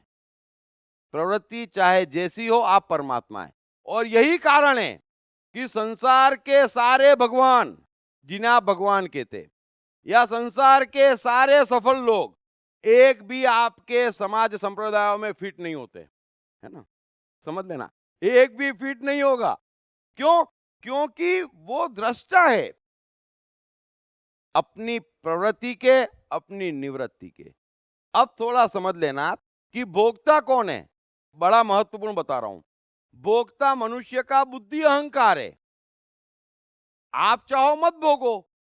इसीलिए कृष्ण अर्जुन को जो समझाने की कोशिश कर रहे हैं वो समझ लेना। कृष्ण अर्जुन को जो समझाने की कोशिश कर रहे हैं वो समझ लेना कि भोक्ता बुद्धि अहंकार है और कर्ता भी बुद्धि अहंकार है, और जो करता है वो भोगता है। अभी दृष्टा करता नहीं है, दृष्टा भोगता भी नहीं है। अब अगर कोई ये कहे कि मुझे धंधे में नुकसान हो गया, फिर वो खूब रो रहा है, फिर बच्चे की तबीयत खराब हो गई, फिर मां मर गई, और हमको लगता हो बड़े कष्ट में है ना। अब ऐसे कष्ट तो कृष्ण के जीवन में रोज आते थे, लेकिन कृष्ण प्रसन्न थे। क्यों? तो आप भोग रहे हो क्योंकि आप करता हो, आपके बुद्धि अहंकार पे भोग रहे हो। उससे किसी को दया खाने की जरूरत नहीं है। समझ लेना इस बात को। लेकिन होता क्या है, होता क्या है, हम भी भोगते हैं। होता क्या है, हम भी भोगते हैं क्योंकि हम भी करता है, तो हमको लगता है कि नहीं नहीं ये दुखी है। आप क्राइस्ट को बोलेंगे, आप कबीर को बोलेंगे कि इतना इतना दुख है इसको दुख कहते हैं क्या? जा जा जा अरे ये कोई दुख है? ये कोई दुख है? आप करता है और भोग रहे हैं। अभी क्राइस्ट को सूली पे लटकाया जा रहा है, तो क्राइस्ट दुखी नहीं है ना। ये तो तय है कि क्राइस्ट दुखी नहीं है। अब हमको एक कील लग गई और जोर रोना चिल्लाना शुरू, और पूरे परिवार में माहौल बिगड़ गया। ये क्यों हुआ? और ये कौन भोग रहा है? बुद्धि अहंकार। उससे परमात्मा को रत्ती भर दया नहीं आएगी। वो एक ही चीज कहेगा, बुद्धि अहंकार खत्म करो, और नहीं खत्म कर सकते तो भोगो। मेरा उससे कुछ भी लेना देना नहीं है। कृष्ण यही कह रहे हैं, और आप भी समझ लो, न तो आपके बुद्धि अहंकार से, न दूसरे के बुद्धि अहंकार से आपको क्या लेना देना। जो भुगत रहा है उसकी गलती है।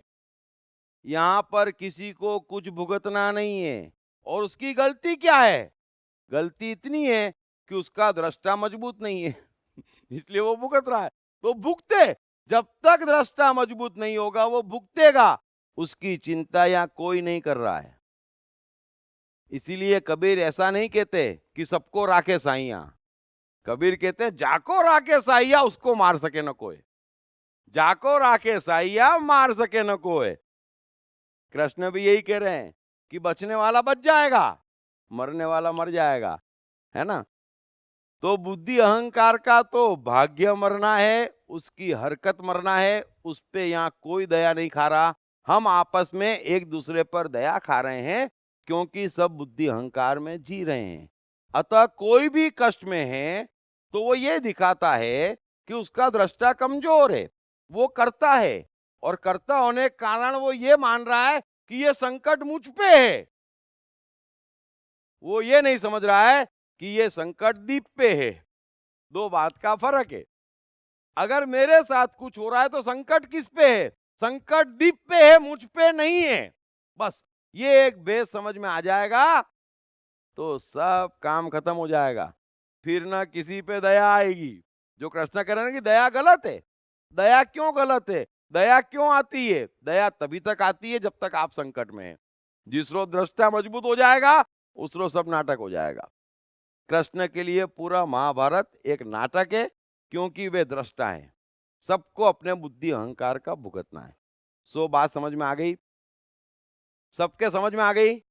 तो बुद्धि अहंकार है तब तक भोगना है क्योंकि हम ये मान रहे हैं कि हमला हम पे हुआ, ये नुकसान हमारा हुआ, ये हमारे साथ हुआ, वो हम नहीं है। वो बुद्धि अहंकार एक भ्रम पैदा कर रहा है कि हम है।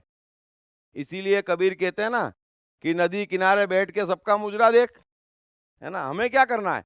बैठे नदी किनारे, कोई रो रहा है, कोई हंस रहा है, कोई नहा रहा है, कोई चिल्ला रहा है, मुझे क्या। यहाँ सब अपने बुद्धि अहंकार के हिसाब से चिल्ला चपड़ मचाए हुए हैं और कहते हैं बार बार, हे प्रभु इतना कष्ट है। प्रभु तक आवाज ही नहीं पहुंचती, इन कष्टों की आवाज नहीं पहुंचती। जो प्रकृति में आ जाता प्रभु उसको थाम लेता। अतः बुद्धि अहंकार को और अपनी प्रकृति को या अपने मन को अलग अलग पहचाने, और बुद्धि अहंकार की न कोई चाह की वैल्यू, न कोई दर्द की वैल्यू, न कोई दुख की वैल्यू। आप वैल्यू करते हैं तो भी परमात्मा की मार पड़ती है, समझ लेना।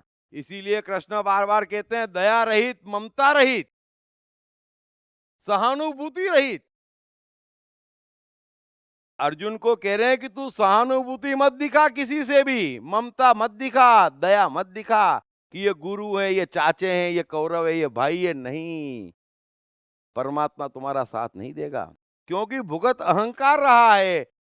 अहंकार झूठा है, वो दर्द है ही नहीं। थोड़ा सा ऊपर उठ जाए उसका दर्द गायब हो सकता, जब तक नीचे है दर्द उसकी डेस्टिनी है। थोड़ा इस बात को समझना। बड़ी गहरी बात मैंने कह दी और समझाने की कोशिश कर रहा हूं। हमारे सारे दुख दर्द बुद्धि अहंकार के हैं, हमारी सारी इच्छाएं बुद्धि अहंकार की है, जो वास्तविक नहीं है। बुद्धि अहंकार का अर्थ है भ्रम। हमें इतना पैसा चाहिए फिर खुश हो जाएंगे और सुखी हो जाएंगे। अरे पैसे से कोई खुश हो सकता, कोई सुखी हो सकता, तो फिर ये बच्चे कैसे खुश हैं, ये बच्चे कैसे सुखी हैं? अब ये भ्रम पैदा कर लिया। अब उस भ्रम में कभी नुकसान हो गया, कभी नफा हो गया, कुछ पा लिया, कुछ नहीं पाया, और वो कह रहा है बड़ा दुख है।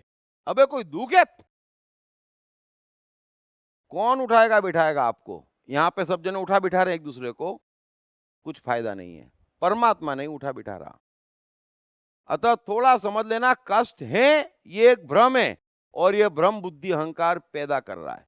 बुद्धि अहंकार के दुख, उसकी इच्छा, उसकी कामना दो कौड़ी की है, उससे अपने आप को अलग करो। Thank you very much.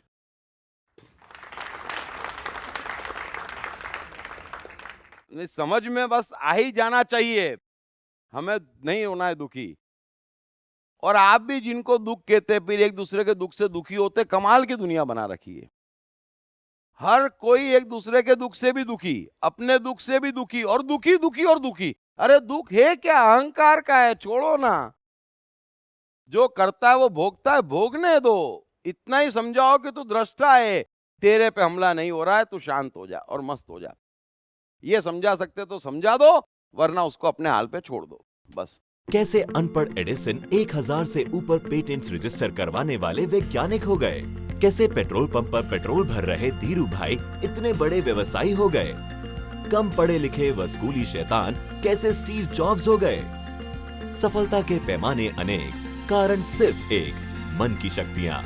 मन की शक्तियों को जगाने तथा एक सुखी और सफल जीवन जीने के लिए पढ़िए दीप त्रिवेदी की बेस्ट सेलिंग किताब मैं मन हूँ। ग्वालों सा जीवन गुजारने के बाद कृष्ण ने द्वारकाधीश तक का सफर कैसे तय किया? क्या है कृष्ण के द्वारका बसाने के पीछे की दास्तां? पढ़िए बेस्ट सेलिंग लेखक दीप त्रिवेदी द्वारा लिखित मैं कृष्ण हूँ। ये किताब अंग्रेजी, हिंदी तथा गुजराती में सभी प्रमुख बुक स्टोर्स और ई-कॉमर्स साइट्स पर उपलब्ध है। क्या है सफलता का सार सूत्र? क्या है जीवन को खुशियों से भर देने का मूल मंत्र? जीवन जीने का क्या है सही तरीका? क्या है कर्म और फल का संबंध? क्या है जन्म और पुनर्जन्म का रहस्य? दीप त्रिवेदी द्वारा भगवत गीता के संपूर्ण 18 अध्यायों के 700 श्लोकों पर की गई इन चर्चाओं में पाइए ऐसे ही कई सवालों के जवाब और समझिए उनके सही अर्थों को। ये तमाम डीवीडीज atman-e-store.com और ई-कॉमर्स साइट्स पर उपलब्ध हैं। सर मुझे यहाँ आके एक पॉइंट मिल गया, उसके लिए आपके द्वारा भगवान कृष्ण को कोटि कोटि प्रणाम। वो क्या है, मैं पहले ऐसे ही सोच के टाइम पास करता था। अभी आप जो बोला ना, जो उठता है, बैठता है, करता है, नाचता है, गाना करता है, मनोरंजन करता है, सब भगवान को अर्पण कर दो। अभी मेरे जुबान पे अभी 2-3 महीने से मेरा यही हो गया, जो जो करता हूँ अपने हैसियत के अनुसार, हे परमात्मा सारे तुम्हारे लिए अर्पण है, मैं बिल्कुल जीरो हूँ। वेरी गुड, जय हो जय हो। और कोई सवाल? मेरी लाइफ में गीता जो सुनी वो सिर्फ आपसे मुंह से सुनी, फर्स्ट टाइम। मैंने इससे पहले कहीं भी गीता सुनी नहीं है। पहले तो ये मैं आपको बताना चाहता हूँ। वो भी क्यों सुन सका? जब मैंने आपका पहला लेक्चर अटेंड किया इस्कॉन हॉल में और आपका ड्रेस देखा ने, तब अंदर से एक आवाज आई कि यस, ये बंदा मुझे कुछ समझा सकता है। और तब से लेके अभी तक आपसे जुड़ा हुआ हूँ। और वाकई मुझे मेरी लाइफ के 35 साल तक मैंने जो जीवन जिया है वो सिर्फ और सिर्फ कृष्ण की साइकोलॉजी के ऊपर ही जिया था। और क्यों? क्योंकि जो भी मेरी लाइफ में 35 साल तक बना पूरा ऑटोमेशन में ही बना। मैंने मेरी लाइफ में कोई एफर्ट नहीं किया, मैंने कोई मेहनत नहीं की, कोई मेहनत नहीं किसी के पास कुछ मांगा। जो भी हुआ वो खुद देता रहा। ऐसा मुझे यहाँ ये आपसे सुनने से बाद एहसास हुआ। लेकिन 35 साल के बाद सिचुएशन ऐसी आई, जो मैंने पाया था, जितना भी पाया था, वो सब मैंने गंवा दिया। उसकी वजह भी मुझे समझ में आई कि बाहरी सिचुएशन से इतना प्रभावित हुआ क्योंकि बुद्धि का उपयोग तो अभी भी मैं नहीं कर रहा हूँ। मेरी बुद्धि तो मुझे ऐसा लगता है मैं अभी भी मेरी बुद्धि अहंकार कमजोरी है, उसकी वजह से ही मैं आपसे जुड़ पाया। तो वापिस मैं वही रूट पे आ गया जो कुदरत का ऑटोमेशन का मैं देख रहा हूँ, वो मेरी लाइफ में हो रहा है, अभी भी वो हो रहा है। और मुझे आगे जाके इतना तो एहसास हो गया कि वो जो मेरा 15 साल जो गया बीच में, वो वापिस नहीं आएगा रिपीट। वो इतना तो मुझे एहसास हो गया आपको सुनने के बाद। Thank you. Thank you very much. इन्होंने बढ़िया बात कही। एक सेकंड बेटा, है ना। होता क्या है कि धर्म क्या है और अधर्म क्या है, इसको कोई समझता नहीं। लेकिन जैसे ही हम कहते हैं या गीता सुनते हैं तो हर एक को अपने भीतर पता चलना शुरू हो जाता है। और वाकई कई लोग बड़े धार्मिक होते हैं और भीतर उनको एहसास होता है कि हाँ, इस गुण के हम निकट हैं, ये गुण हमारे में है, ये हम समझते हैं। हम तो अकारण ये मान रहे थे कि मंदिर जाना, उपवास करना, रोजे रखना और ये करना धर्म है, तो हम संकट में पड़ रहे थे। समझ लेना, धर्म भीतर के गुण है और हर एक को मालूम पड़ने लग जाता कि वो धार्मिक है, वो धार्मिक है और वो धार्मिक है। इतना अधार्मिक नहीं है कोई भी, इन लोगों ने बना रखा है और एक गलत फहमी फैला रखी है और सस्ते में धार्मिक बना रहे हैं। 100 रुपए में धार्मिक, 200 रुपए में धार्मिक। अरे यहाँ जन्मों बीत जाते फल की आशा छोड़ने में, हैं, और वो 100 रुपए में बना रहे हैं। तो हर एक के भीतर हैं और यही आश्वासन काफी है कि हम धार्मिक हैं। उन गुणों को पकड़े और बढ़ाएं, मजा ही मजा है। बोल बेटा, तू तो कोई खतरनाक सवाल पूछेगा। सवाल नहीं है, सिर्फ शेयर करना है। अरे बोल बेटा, क्या बात है। सर, स्टार्टिंग से भगवत गीता शुरू हुई तब से लग रहा है ये सब है ना, ये बराबर मेरे लिए अच्छे है। मजा ही मजा है, सब साइकोलॉजी बराबर के। क्योंकि जब से आपको सुनने के बाद स्कूल में मैं बहुत फेमस हो चुका हूँ। मस्ती।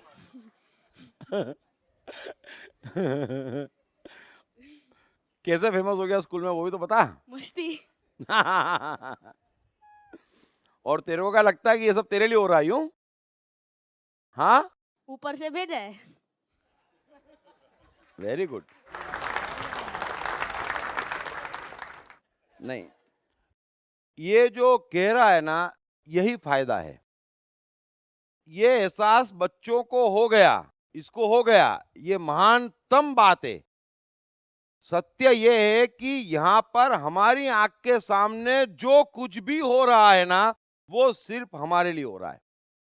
अगर ये एक बात समझ में आ जाए, जो मैं समय में समझाने की कोशिश करूंगा, तो समझ लेना आपने जीवन के सारे गढ़ जीत लिए, सारे गढ़ जीत लिए। और इसने इतनी बड़ी बात बोल दी जो आज तक मुझसे कभी किसी ने नहीं कही।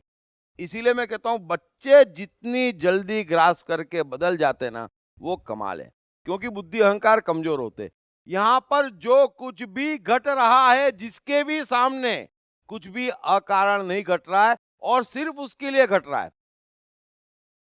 हो ये रहा है कि वो इस घटने को अपनी प्रकृति से या दृष्टा से या अपने मन की शक्तियों से देखने के बजाय बुद्धि अहंकार से देख रहा है और आने वाले अमृतों को भी जहर मान रहा है। इतना सा फर्क है। वेरी गुड बेटा, दिल खुश कर दिया तुमने।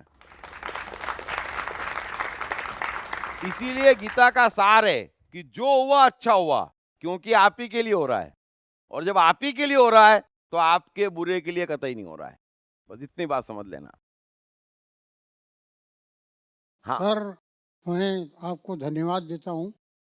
मैं ब्राह्मण कुल में जन्म लिया हूँ, इसलिए गीता मेरे रग रग में भरी हुई है और काफ़ी लोगों से सुना, और ज़्यादातर लोगों जिनसे सुना वो गेरुआ वस्त्र पहने हुए थे। लेकिन आपका वस्त्र जो है वो एकदम आधुनिक, और गीता का जो साइकोलॉजिकल एनालिसिस है वो मेरे लिए एक नई चीज़ थी, और मेरा जीवन जो है बहुत बदल दिया। मुझे डायबिटीज़, ब्लड प्रेशर, हार्ट, सब तकलीफ़ें थी, लेकिन जो आपकी ये पल की थियरी है कि भाई एक पल ले लो, अगर वो अच्छा है तो सब अच्छा है, इसलिए मैं आपको दिल से धन्यवाद देता हूँ। Thank you very much.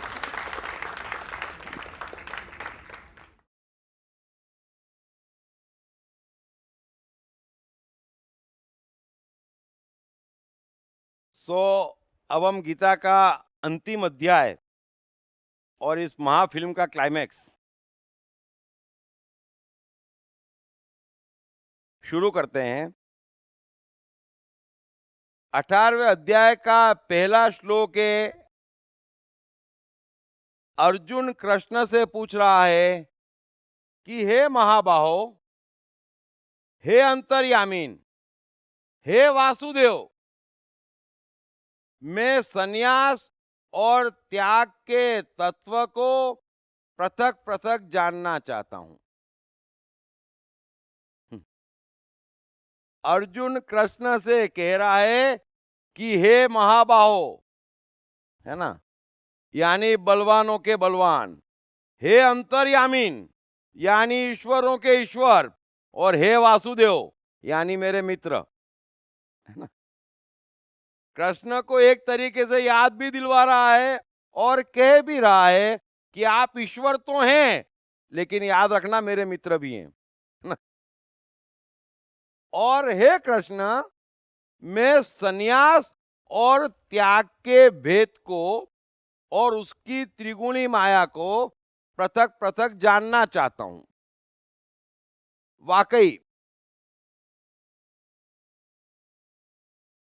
Krishna अपने पूरे जीवन में इतने बुरे कभी नहीं फंसे जितने यहां फंस गए अर्जुन के हाथों। अभी 15वें, 16वें, 17वें अध्याय में इतनी बढ़िया साइकोलॉजी उसे समझाई, और समय बीतता जा रहा है, युद्ध का मैदान है, और उसे अब तक युद्ध के लिए खड़ा हो जाना चाहिए था,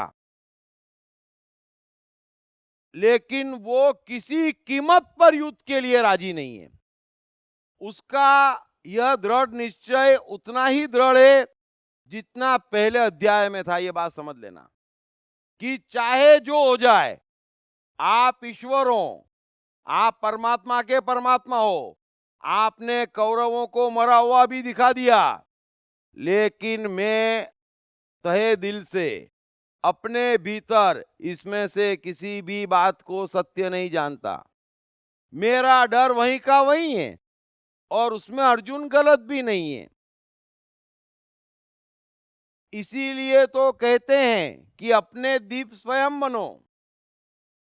आप ये गलत फहमी मत रखना कि आपके सामने कृष्ण, बुद्ध या क्राइस्ट आ जाएंगे और वे आपसे कुछ कहेंगे तो आप बड़ी श्रद्धा से कर देंगे। ऐसा कभी नहीं हुआ है, न कभी होने वाला है। मनुष्य की सारी श्रद्धा इतनी ही लिमिटेड है जितना उसका अनुभव है। पहली बात, उतनी ही लिमिटेड है जितना उसका स्वार्थ है, और उतनी ही लिमिटेड है जितना उसका संकट है। उससे ऊपर की कोई श्रद्धा कोई मनुष्य कर नहीं सकता। इसीलिए बुद्ध कहते हैं कि अपने दीप स्वयं बनो। समझ लेना, कृष्ण कहते हैं कि मनुष्य आप अपना मित्र, आप अपना शत्रु है। और कृष्ण अर्जुन को स्पष्ट कहते हैं कि इस परमात्मा को इस पूरे विज्ञान को, इस ज्ञान को पहले तू अपने भीतर देखेगा, फिर मुझ में देखेगा। जब तक अपने में नहीं देखेगा, तू मुझ में नहीं देख सकता। कृष्ण इस सत्य को जानते हैं, और जो इस सत्य को जानते हैं उन्हें किसी बात का बुरा नहीं लगता है ना। कबीर को कभी बुरा नहीं लगा कि बाहर मंदिर में हजारों की भीड़ हो जाती और मैं इतने खूबसूरत दोहे कहता और सुनने 4 लोग आते।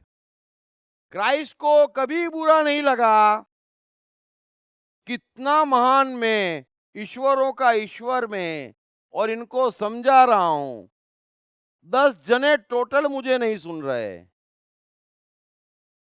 जब सूली पे लटकाया गया तो आधे शिष्य भाग खड़े हुए, बाकी के चुप हो गए, और जीवन भर मुझे बमुश्किल 50-100 लोगों ने सुना,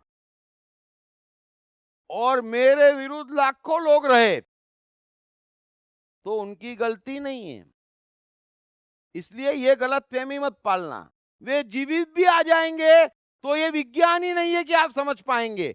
आप उतना ही समझेंगे जितनी आपकी अपनी श्रद्धा है, और उससे ऊपर एक छलांग लगा लेंगे तो सामने वाले पे जितनी आप श्रद्धा पूरी तरह से बिठा पाएंगे उतना उसको ज्यादा समझ सकते हैं। इसीलिए मैं बार बार आपसे कहता हूं, थोड़ा सा श्रद्धा का नियम भी समझना। जो मुझे सुनते आ रहे हैं सब जानते हैं, मैं बार बार कहता हूं कि अगर बल्ब देखो तो एडिसन को याद करो, और ऐसा याद करो कि पूछो मत। आप कोई भी चीज का उपयोग करो, गीता सुनो, कबीर सुनो, तहे दिल से डूब जाओ, सरेंडर हो जाओ कि वाह क्या बात है, क्या बात है। जितना आप अटैच होंगे, जितना आप अटैच होगे, उनके गुण उतने आप में आते चले जाएंगे। इस बात को समझना। परमात्मीय चेतना का अर्थ है वो कभी भी मरती नहीं है, न एडिसन आइंस्टाइन की, न बुद्ध क्राइस्ट की, और उनकी चेतनाएं खतरनाक है। इसलिए तहे दिल से श्रद्धा रखें हर महान व्यक्ति पे जो महान है। ये मैं बार बार कहता हूं, तहे दिल से अपने आप को इतना छोटा और मुलायम बना लो, और मान लो कि हम लाखों महान लोगों की मेहरबानियों पे जीवित हैं और वे हमारे ईश्वर हैं।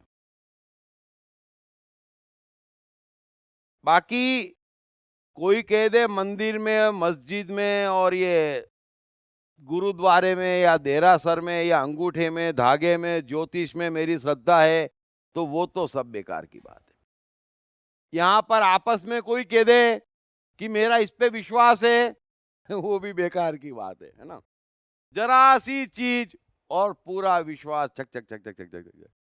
सारा विश्वास तब तक है जब तक आपका स्वार्थ है ना। अगर कोई व्यक्ति से लगातार आपका हित हो रहा है तब तक आपका विश्वास है। एक बार इतना हित हो जाएगा आपका विश्वास उठ जाएगा। मनुष्य का विश्वास, मनुष्य की श्रद्धा उसके अनुभव पर ज्यादा है और स्ट्रॉन्ग है। अगर किसी ने मिर्ची खाई है और उसे मालूम है मिर्ची तीखी है, और एक सिचुएशन की कल्पना करो, Buddha, Christ, Krishna, Kabir, Laozi, Ashtavakra, Gurdjieff, Socrates, जितने भी ज्ञानी हैं सब एक साथ आके खड़े हो जाएं और बोले मिर्ची खा, मिर्ची कभी तीखी नहीं होती। आप कहेंगे बाबा आपसे यहां मिस्टेक हो रही है। आप किसी पे विश्वास नहीं करेंगे जो आपका अनुभव है, और जो आपका अनुभव है वही आपका है और उतने ही आप हैं। बाकी सब बेकार की बातें हैं। ये इश्क के सब दुनिया वाले बेकार की बातें करते हैं। पायल के गमों का इल्म नहीं और झनकार की बातें हर कोई कर रहा है। यहां समझ लेना इस बात को। जो आपका अनुभव है उतने ही आप हैं। इसीलिए कृष्ण कह रहे हैं कि जिस मनुष्य की जितनी और जैसी श्रद्धा है ऐसा वो है, उससे कम ज्यादा वो नहीं है। अब हम मान लें हमने आत्मा की परिभाषा सुन ली। अरे नहीं नहीं नहीं, ऐसा मत करो। हमने परमात्मा की परिभाषा सुन ली, हमने कुंडलिनी जगा दी। ऐसा नहीं है। जो आपकी श्रद्धा है, जो आपका अनुभव है, जो आपकी अंतर्दृष्टि है, उतने ही आप हैं। और ये पहली बात समझ लेंगे तो अपने को बड़ा कर पाएंगे। सो अर्जुन की कोई गलती नहीं है, लेकिन सवाल ये है कि अर्जुन बुद्धिमानी नहीं छोड़ रहा है। अब वो क्या कह रहा है कृष्ण से कि सब चीज आपने समझा दी, अब मुझे सन्यास और त्याग की त्रिकोणी माया बताइए। सन्यास और त्याग की त्रिगुणी माया बताइए। मैं सन्यास और त्याग को तत्व से जानना चाहता हूं। कृष्ण, मुझे उसमें बड़ा इंटरेस्ट आ रहा है। क्यों? क्योंकि सन्यास और त्याग दो ही ऐसी चीजें हैं जिसमें युद्ध कैसे आएगा मैं समझना चाहता हूं। समझ लेना। क्योंकि जितने भी सवाल पूछ रहा है वो हर एक के जवाब में कृष्ण एक ही बात कह रहे हैं कि इसका सीधा अर्थ ये है कि युद्ध करना पड़ेगा। तो अर्जुन को भी लगा ये मान क्यों नहीं रहे हैं। तो अर्जुन को भी लगा गड़बड़ मैं कर रहा हूं, यहां वहां के सवाल क्यों पूछूं, सन्यास में युद्ध कैसे आएगा, अब पूछता हूं कृष्ण से। और त्याग में युद्ध कैसे आएगा, पूछता हूं कृष्ण से। और जैसे ही नहीं आएगा और कृष्ण कहेंगे सात्विक सन्यास है, तो मैं तो सात्विक सन्यास के लिए तैयार बैठा हूं, है ना। मुझे युद्ध के मैदान से बाहर ले चलो।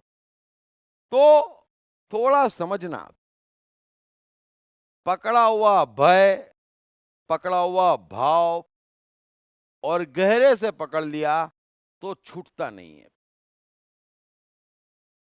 और दिक्कत क्या है, यहां पर हर मनुष्य के बुद्धि अहंकार ने 80 वर्ष के जीवन का भ्रम इतनी सत्यता से बिठा दिया है कि स्वार्थ, ये शब्द नोट कर लेना, स्वार्थ।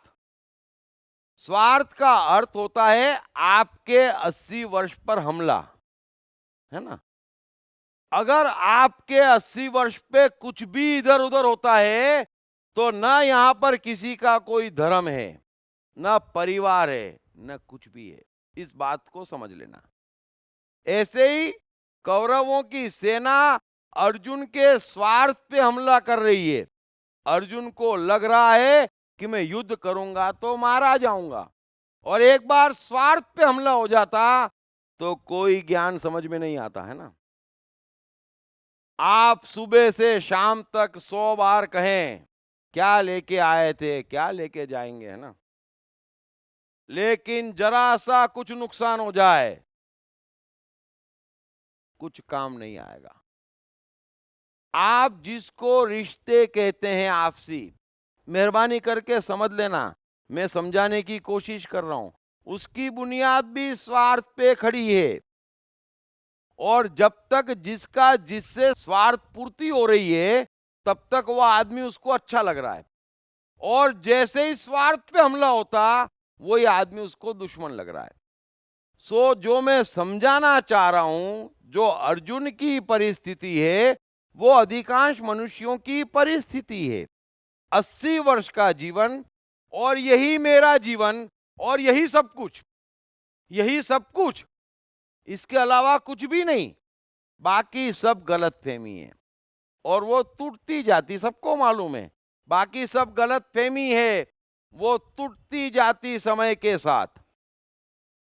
सो उस पे हमला होता तो सारी बुद्धि भ्रष्ट हो जाती, और जब बुद्धि ही भ्रष्ट हो जाती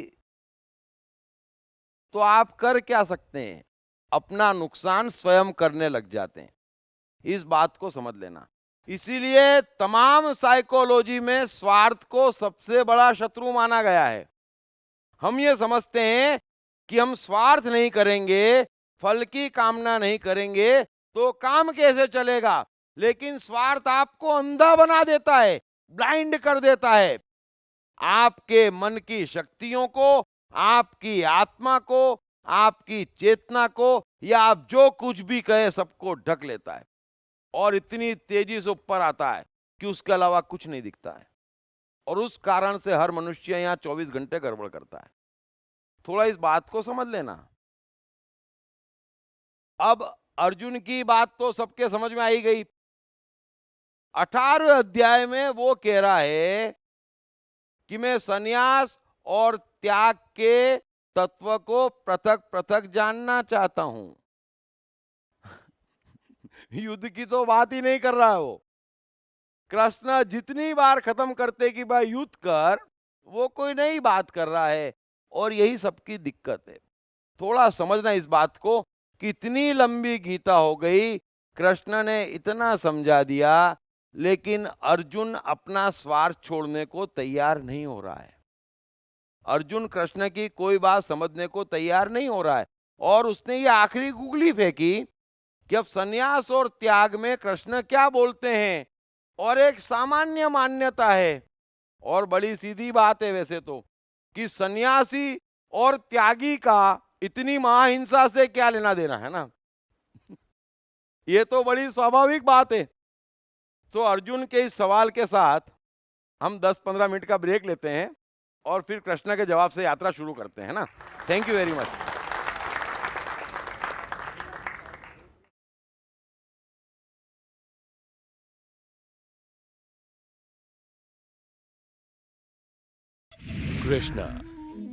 कृष्ण का बचपन कैसा गुजरा?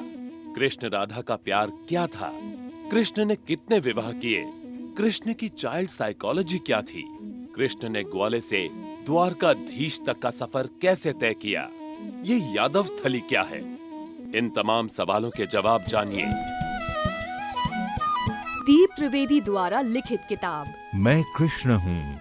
ये किताब कृष्ण के संपूर्ण जीवन पर रिसर्च करने के बाद दीप त्रिवेदी द्वारा कुछ इस साइकोलॉजिकल अंदाज में सिलसिलेवार रूप से लिखी गई है कि जिसे पढ़ते पढ़ते आपका जीवन भी बदलता चला जाएगा। मैं कृष्ण हूँ।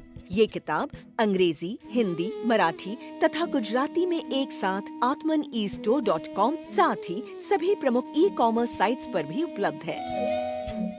दीप त्रिवेदी की मनुष्य के जीवन और उसकी साइकोलॉजी पर एक गहरी पकड़ है।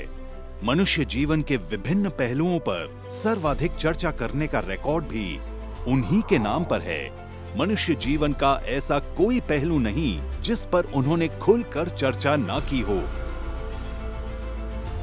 जैसे कि path of life, personality, complex, guilt, love, expectation, partiality, acceptance, fear, hypocrisy, creativity, wealth, who is God, concentration, confusion, power of transformation, joy and success, mind and brain, day sleep, natural intelligence, change your future, ego, non-violence, freedom, तथा दीप talks ताओ ते चिंग के अंतर्गत दीप त्रिवेदी द्वारा मशहूर Chinese philosopher लाओ त्से के महान सूत्रों पर चर्चा, परिचय, समय, मन, सफलता, संकट, धर्म, राजनीति और दीप टॉक्स भगवत गीता के अंतर्गत जीवन की किसी भी समस्या से निपटने के लिए दीप त्रिवेदी द्वारा भगवत गीता के संपूर्ण 18 अध्याय पर चर्चा।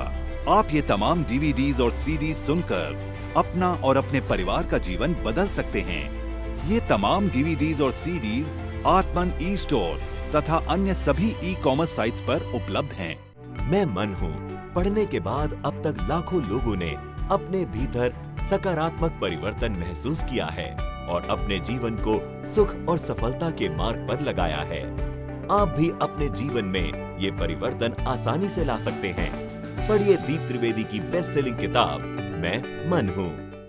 हर बच्चे में सफल और महान बनने की संभावना छिपी होती है। सवाल बच्चे द्वारा अपनी प्रतिभा को निखारने का तथा सही परवरिश पाने का ही होता है। दीप त्रिवेदी द्वारा लिखित रोचक ग्राफिक बुक्स पढ़िए। The story of Thomas Edison, अनपढ़ एडिसन के महान वैज्ञानिक बनने की दास्तान। नॉटिनेस टू ग्रेटनेस, स्टीव से स्टीव जॉब्स बनने की कहानी। हॉटी टू डॉन्टी, चाइल्ड साइकोलॉजी समझने हेतु शेर के बच्चे की कहानी। न सिर्फ बच्चों बल्कि हर माता पिता व टीचर के लिए भी आवश्यक ग्राफिक बुक्स, हिंदी तथा अंग्रेजी में। आत्वन ई स्टोर तथा अन्य सभी ई कॉमर्स साइट्स पर उपलब्ध।